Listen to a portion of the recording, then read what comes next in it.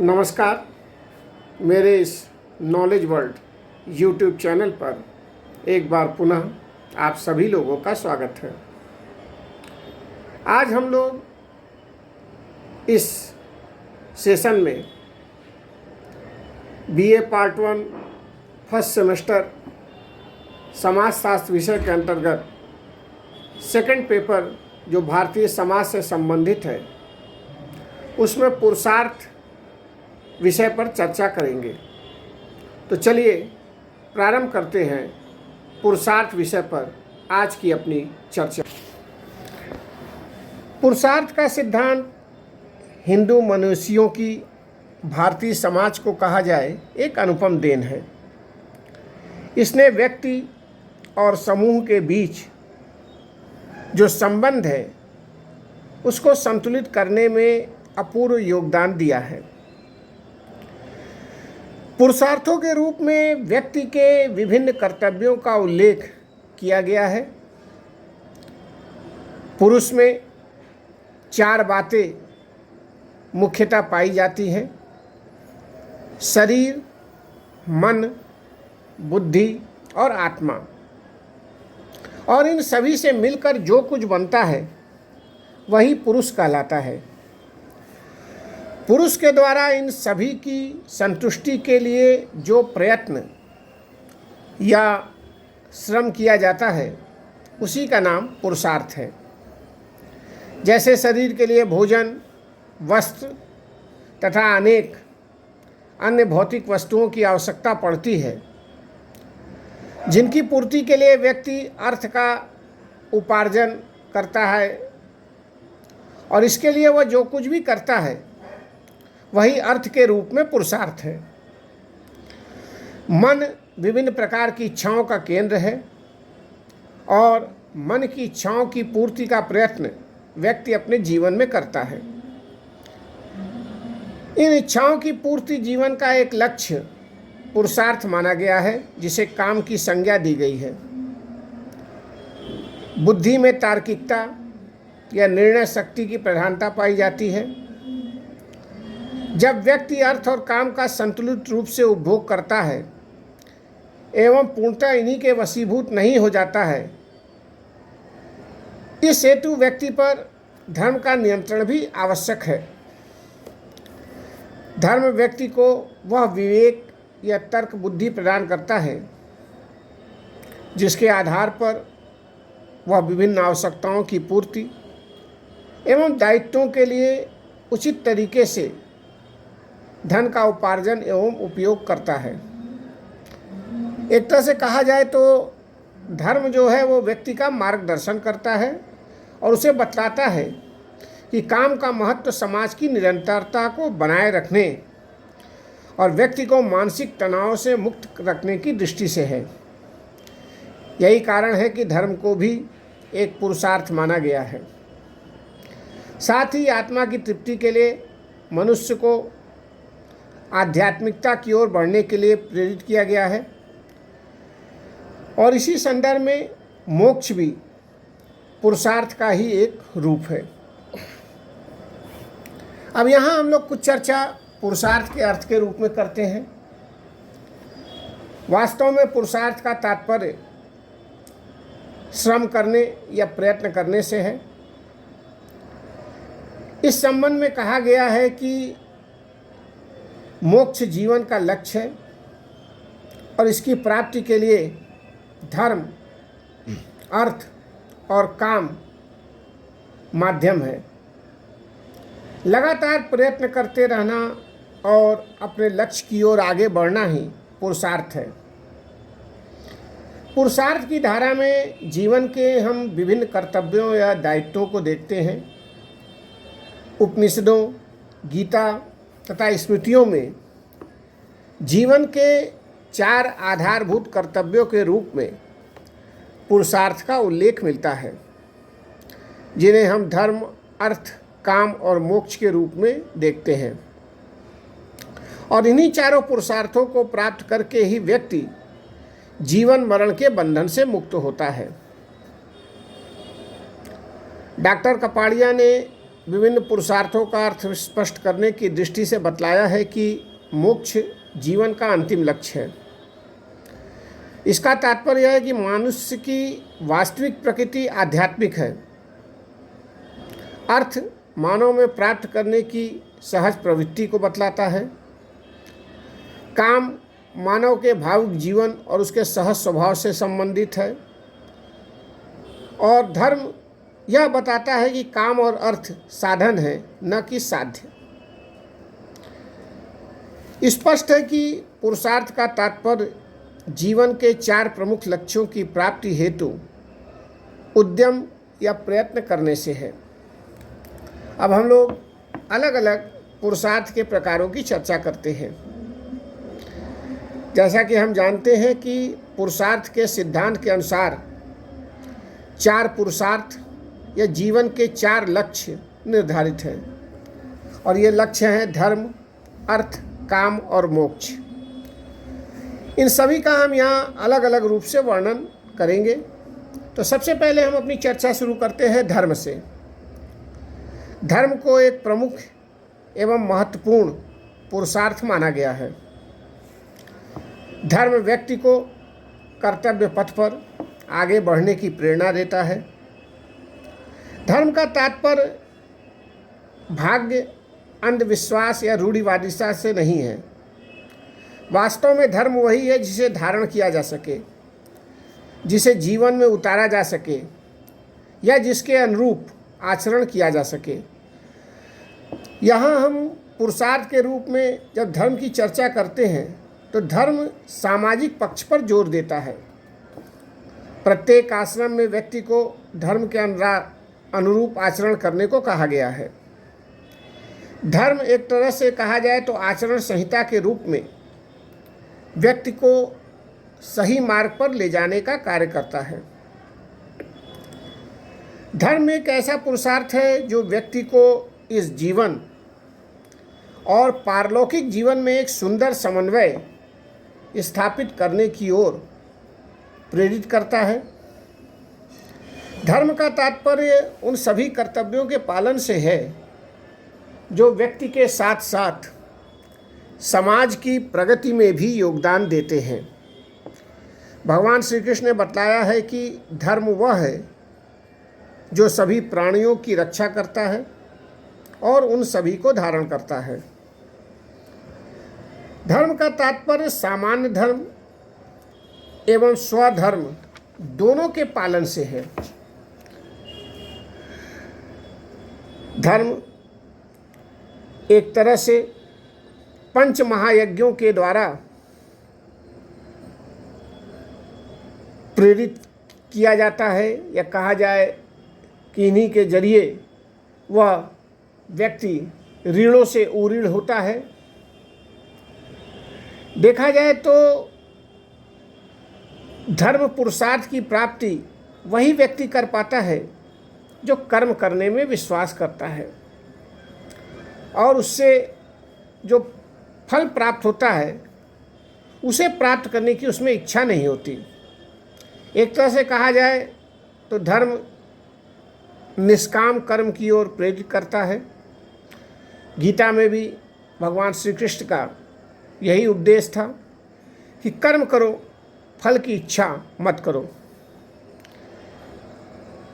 इस तरह से कहा जाए तो धर्म को एक पुरुषार्थ मानकर धर्म के अनुसार आचरण करने की व्यक्ति से अपेक्षा की जाती है।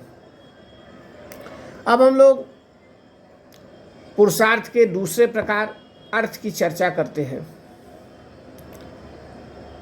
हिंदू विचारकों ने यह माना है कि मनुष्य के अंदर किसी चीज़ को प्राप्त करने और संग्रह करने की सहज प्रवृत्ति होती है, और यही प्रवृत्ति अर्थ को जन्म देती है। लेकिन अर्थ का तात्पर्य केवल धन अथवा संपत्ति संचय करने से नहीं है, बल्कि उन साधनों से है जिसकी सहायता से हम अपने जीवन की भौतिक आवश्यकताओं की पूर्ति करते हैं और अपने अस्तित्व को बनाए रखते हैं। एक तरह से कहा जाए तो अर्थ साध्य नहीं बल्कि एक साधन है। वास्तव में अर्थ मानव के प्राप्त करने के सहज स्वभाव की ओर संकेत करता है। वैदिक साहित्य के आधार पर यह बताया गया है कि अर्थ के अंतर्गत वे सभी भौतिक वस्तुएं आती हैं जो परिवार बसाने, गृहस्थी चलाने एवं विभिन्न धार्मिक दायित्वों को निभाने के लिए आवश्यक है। अब इसमें सभी आ जाते हैं, जैसे पशु, भोजन, मकान, धन धान्य इत्यादि। यहाँ तक कि ऋग्वेद में आर्यों ने इंद्र तथा सोम देवताओं से प्रार्थना की कि हमारे धन में वृद्धि हो, विभिन्न प्रकार के भौतिक पदार्थ हमें प्राप्त हो तथा हम स्थायी समृद्धि के स्वामी हों। भारतीय जीवन दर्शन में अगर हम देखें तो भौतिक समृद्धता को एक लक्ष्य के रूप में स्वीकार किया गया है। अर्थ के संबंध में जो महत्व है उसका वर्णन महाभारत में भी कहा गया है या किया गया है। जैसे कि महाभारत में कहा गया है कि धर्म का पालन पूर्णतः अर्थ पर आधारित है और जिसके पास अर्थ नहीं है वह अपने दायित्वों को ठीक प्रकार से नहीं निभा सकता। कौटिल्य का भी मत है कि सभी प्रकार के दान एवं इच्छा पूर्ति अर्थ पर ही आश्रित है। यहाँ तक कि गरीबी को एक पापपूर्ण स्थिति माना गया है।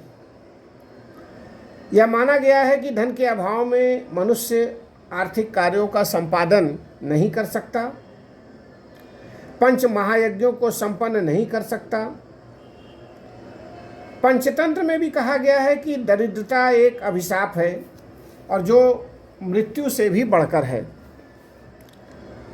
यहाँ तक कि धन के अभाव को समाज की प्रत्येक बुराई की जड़ माना गया है। इस तरह हम देखते हैं कि जीवन में अर्थ का भी काफ़ी महत्व है और इसके बिना व्यक्ति अपना सर्वांगीण विकास नहीं कर सकता है और न ही समाज में अपना सकारात्मक योगदान दे सकता है। इस बात में कोई संदेह नहीं है कि अर्थ का जीवन में काफ़ी महत्व है, परंतु यहाँ इस बात पर भी ध्यान देना है कि यह धन या अर्थ उचित साधनों से कमाया जाए, अर्थात ईमानदारी से कमाया हुआ अर्थ ही व्यक्ति के सुख और संतोष में वृद्धि करता है। धन का उपभोग भी इस प्रकार किया जाना चाहिए कि इससे किसी को कष्ट न हो। हिंदू विद्वानों ने बताया है कि प्रत्येक को धर्म के अनुसार न्यायपूर्ण तरीके से अर्थ अर्जित करना चाहिए और उसका सदुपयोग करना चाहिए। इस तरह से गलत तरीके से अर्जित किए गए अर्थ को पुरुषार्थ की संज्ञा नहीं दी जा सकती है। अब हम लोग पुरुषार्थ के तीसरे प्रकार काम के संदर्भ में चर्चा करते हैं। वैदिक साहित्य में जहाँ अर्थ को एक पुरुषार्थ के रूप में स्वीकार किया गया, वहाँ उसके साथ ही साथ काम को भी जीवन का एक प्रमुख लक्ष्य माना गया। यहाँ काम का तात्पर्य केवल भोग वासना से नहीं है, बल्कि सभी प्रकार की इच्छाओं या कामनाओं से है। काम का प्रयोग दो अर्थों में करते हैं, एक है संकुचित अर्थ और दूसरा व्यापक अर्थ। संकुचित अर्थ में काम का तात्पर्य यौन इच्छाओं की संतुष्टि से है, जबकि व्यापक अर्थ में काम के अंतर्गत मनुष्य की सभी प्रवृत्तियों, इच्छाओं तथा कामनाओं की पूर्ति है। इस तरह देखते हैं कि व्यक्ति जो कुछ भी चाहता है या चाहने की इच्छा करता है वही काम है। काम के अंतर्गत एक प्राणी शास्त्रीय और सांस्कृतिक प्राणी के रूप में व्यक्ति की सभी इच्छाएं, कामनाएं तथा उसकी प्रवृत्तियां आ जाती हैं। डॉक्टर कपड़िया के अनुसार काम मनुष्य के सहज स्वभाव और भावुक जीवन को व्यक्त करता है तथा उसकी काम भावना और सौंदर्य प्रियता की वृद्धि की संतुष्टि की ओर संकेत करता है। एक तरह से कहा जाए तो काम जीवन के आनंद को व्यक्त करता है और यह आनंद शारीरिक और मानसिक दोनों ही स्तरों पर प्राप्त किया जाता है। यौन संबंध के द्वारा जहाँ व्यक्ति को शारीरिक स्तर पर आनंद प्राप्त होता है, वहीं कलात्मक जीवन के माध्यम से मानसिक स्तर पर सुख या आनंद की अनुभूति होती है। इससे स्पष्ट है कि काम पुरुषार्थ में केवल यौन तृप्ति ही नहीं बल्कि सांस्कृतिक दृष्टि से जीवन के आनंद का उपभोग भी है। काम के उपयुक्त विवेचन से स्पष्ट है कि इसके दो पहलू हैं। एक पहलू मनुष्य के यौन संबंधी जीवन को और दूसरा उसके सौंदर्यात्मक या भावुक जीवन को व्यक्त करता है। इस तरह से कहा जाए तो मानव में यौन संबंधी इच्छा का पाया जाना स्वाभाविक है और यह उसकी मूल प्रवृत्ति के अंतर्गत आता है, परंतु वह यौन सुख को ही सब कुछ समझ बैठे, इसकी आज्ञा भी उसे नहीं दी गई है। यही कारण है कि हिंदू विवाह के 3 उद्देश्यों में रति को सबसे निम्न स्थान दिया गया है।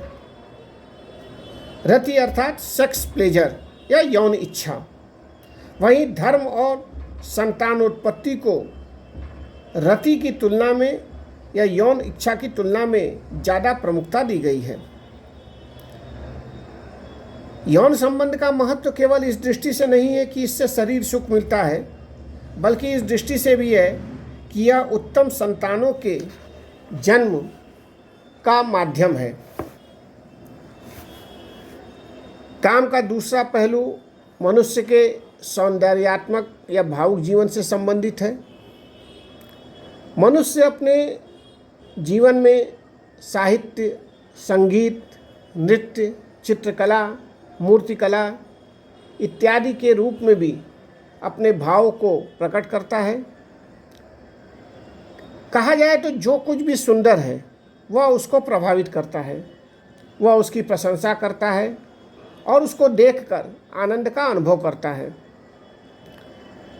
बल्कि कहा जाए तो वह केवल इसी से संतुष्ट नहीं होता, बल्कि अपनी रचनात्मक कल्पना की सहायता से सौंदर्य को मूर्त रूप देने का प्रयास भी करता है। वह कला सृजन करता है, चित्र बनाता है, मूर्ति का निर्माण करता है, गीत गाता है, नृत्य करता है इत्यादि। इस तरह हम देखते हैं कि काम पुरुषार्थ का व्यक्ति और समूह के जीवन में विशेष महत्व है। काम व्यक्ति की विभिन्न प्रकार की इच्छाओं और कामनाओं की पूर्ति कर उसे मानसिक संतुष्टि प्रदान करता है।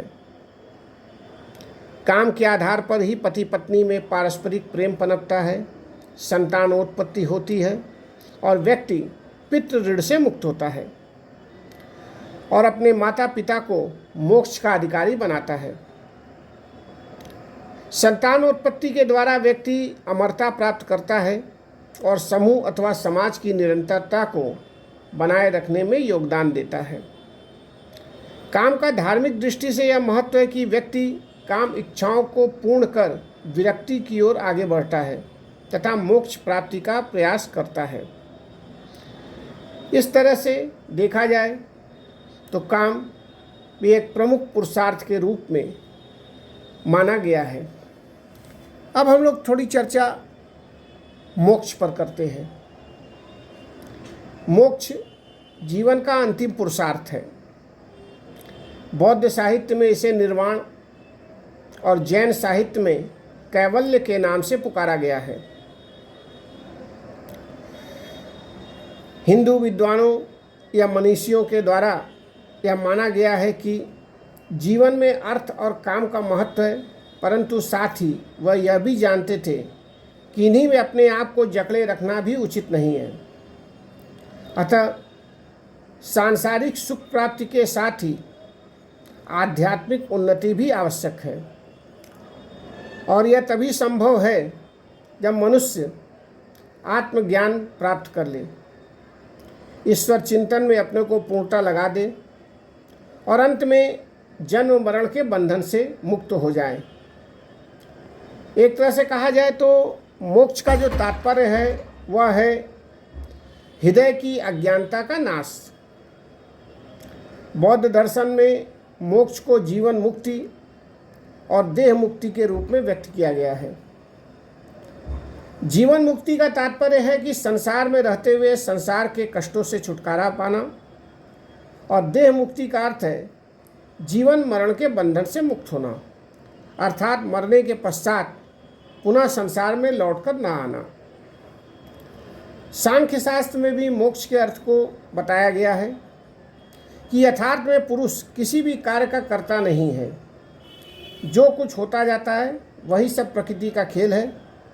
यहाँ तक कि मन एवं बुद्धि भी प्रकृति से ही मिलते हैं। बुद्धि को जो कुछ भी ज्ञान प्राप्त होता है तब पुरुष उसके आधार पर यह अनुभव करने लगता है कि मैं प्रकृति से भिन्न हूँ। इस तरह कहा जाए तो मोक्ष किसी स्थान पर रखी हुई कोई वस्तु नहीं है, और न ही विभिन्न गांवों में घूमकर इसे प्राप्त किया जा सकता है। हृदय की अज्ञानता जब दूर होती है तो मोक्ष प्राप्त होता है। गीता में भी बताया गया है कि बाह्य सुख दुख की आशा न करके जो अंतःकरण में ही सुखी हो जाए, जिसे अपने आप में ही आनंद प्राप्त होने लगे और जिसे अंतः प्रकाश मिल जाए, वह योगी ब्रह्म रूप में हो जाता है और उसे ब्रह्म में मिल जाने का मोक्ष प्राप्त होता है। यहाँ तक कि अद्वैत वेदांतियों की भी मान्यता है कि आत्मा स्वयं ही पर ब्रह्म स्वरूप है, और जब आत्मा अपने स्वरूप को पहचान लेती है तब यही स्थिति उसकी मुक्ति या मोक्ष का कारण बनती है। मोक्ष प्राप्ति के साधन के रूप में कर्म मार्ग, ज्ञान मार्ग एवं भक्ति मार्ग का वर्णन किया गया है। कर्म मार्ग के अंतर्गत बतलाया गया है कि जो व्यक्ति अपने निर्धारित कर्मों को ठीक प्रकार से करता है, धर्म के अनुसार आचरण करता है, वही मोक्ष प्राप्त करता है। कर्म मार्ग में गीता में कृष्ण ने अर्जुन को बताया कि जो व्यक्ति बिना फल की इच्छा के अपने कर्मों को धर्म के अनुसार पालन करता है, वो व्यक्ति मोक्ष को प्राप्त होता है। जहाँ तक ज्ञान मार्ग की बात है तो ज्ञान मार्ग के अंतर्गत व्यक्ति अपने विचारों के आधार पर ईश्वर के अव्यक्त रूप में अपने मन को स्थिर कर लेता है। सभी प्राणियों के प्रति उसके मन में समान भाव रहता है। सुख दुख, हानि लाभ, जन्म मरण, यश अपयश इत्यादि को समान समझता है। मनुस्मृति में भी कहा गया है कि व्यक्ति आत्मज्ञान के द्वारा ही जन्म मरण के बंधनों से मुक्त होता है और मोक्ष का अधिकारी बनता है। जहाँ तक भक्ति मार्ग की बात है तो भक्ति मार्ग एक तरह से कहा जाए तो सबसे सरल मार्ग है। भक्ति मार्ग के अंतर्गत व्यक्ति ईश्वर को साकार मानकर उसकी पूजा अर्चना करता है, भजन कीर्तन करता है, एक तरह से अपने आप को ईश्वर को समर्पित कर देता है। वह प्रेम और भक्ति के द्वारा ईश्वर को पाने का प्रयत्न करता है। मीरा, सूरदास जैसे लोग इसी भक्ति मार्ग पर चलकर ही मोक्ष को प्राप्त किए थे। इस मार्ग पर चलने वाले ईश्वर को ही सब कुछ मानते हैं, उनका प्रेम केवल ईश्वर से ही होता है।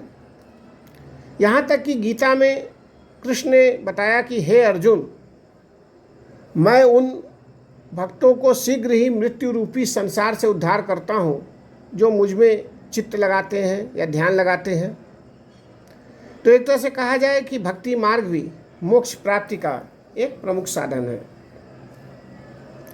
अब हम लोग थोड़ी चर्चा पुरुषार्थ के समाज शास्त्रीय महत्व पर भी कर ले। पुरुषार्थ के सिद्धांत का समाज शास्त्रीय महत्व इस दृष्टि से है कि यह व्यक्ति और व्यक्ति के बीच तथा व्यक्ति और समूह के बीच संबंधों को संतुलित करता है। यदि व्यक्ति अपने को ही सब कुछ मान ले और अन्य व्यक्तियों और समाज की बिल्कुल चिंता न करे तो जन कल्याण नहीं हो सकता, समाज प्रगति नहीं कर सकता और न ही आगे बढ़ सकता है। एक तरह से कहा जाए तो पुरुषार्थ व्यक्ति और समाज दोनों से संबंधित है। पुरुषार्थ यह बतलाता है कि व्यक्ति और समूह के बीच किस प्रकार के संबंध होने चाहिए, और इसी आधार पर पुरुषार्थ के जो चारों प्रकार हैं, धर्म, अर्थ, काम और मोक्ष, इन सभी का समाज शास्त्रीय दृष्टि से व्यापक महत्व है। मनु ने लिखा है कि मानवता का कल्याण धर्म, अर्थ और काम के संतुलित समन्वय से है। यहाँ तक कि कुछ लोग यह कहते हैं कि केवल धर्म में है, जबकि कुछ कहते हैं कि इस पृथ्वी पर केवल अर्थ ही मनुष्य का प्रमुख हित है। लेकिन वास्तविक स्थिति यह है कि इन तीनों का संतुलित समन्वय ही अंत में मोक्ष की प्राप्ति का साधन बनता है। इसीलिए जीवन में किसी एक पुरुषार्थ पर आवश्यकता से अधिक जोर नहीं दिया गया है और चारों पुरुषार्थों को जीवन का एक प्रमुख आधार माना गया है। आज अर्थ और काम की प्रधानता है और देखा जाए तो धर्म तथा मोक्ष जीवन के लक्ष्यों के रूप में अधिकांशतः गौण हो गए हैं। धन्यवाद।